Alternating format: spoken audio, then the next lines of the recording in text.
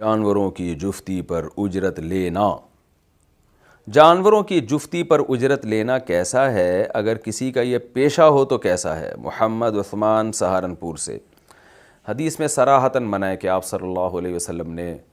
اس عمل سے منع کیا ہے، صحیح حدیث موجود ہے، اس کی یعنی عمل کے مراد اس کی اجرت سے منع کیا ہے۔ البتہ دوسری حدیث میں یہ ملتا ہے کہ جس کا جانور ہے یعنی نر جس سے لے رہے ہیں اس کو بطور ہدیہ کے بطور اکرام کے اگر کوئی کچھ دینا چاہے تو اس کی اجازت دی گئی ہے۔ تو لہذا اس کو کاروبار بنا لینا، بعض لوگوں کا یہ کاروبار ہے، نر بکرے لے کے یا نر بچھڑے لے کے کھڑے ہوتے ہیں اور کرایہ پر وہ دے رہے ہوتے ہیں، جفتی کا کرایہ ہوتا ہے، یعنی اس کو میل سے میٹنگ کا جو ہے نا پراپر رقم طے ہوتی ہے ان کی کہ بھئی اس بکرے کا اتنا ریٹ ہے، اس کا اتنا ریٹ ہے، تو یہ جائز نہیں ہے۔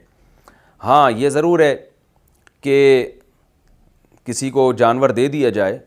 اور اسے یوں کہا جائے کہ بھئی یہ اس کے کھلائی پلائی کی مد میں یا تو پیسے دے دو یا اس کو چارہ ڈال دو، تو اس طرح سے تو یعنی اس کی تعویل کر کے جو صاف بالکل یعنی ایسا نہ ہو کہ واضح طور پر اس عمل ہی کا کمیشن لیا جا رہا ہو، تو یہ ناجائز ہے۔ تو بطور اکرام کے جس کا جانور آپ نے استعمال کیا ہے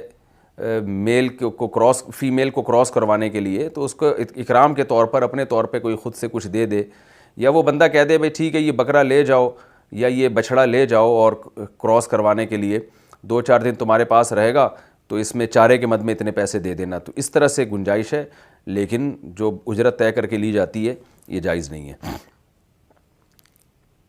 2 طلاق کے بعد رجوع کا طریقہ۔ اچھا یہاں یہ بھی ہے کہ جانور کی جفتی پر اجرت لینا تو جائز نہیں ہے، لیکن اگر کوئی اس کے بغیر جانور دینے کے لیے تیار نہ ہو تو دینے والے کے لیے پھر مجبوری میں گنجائش ہے، یہ خوب سمجھ لیں۔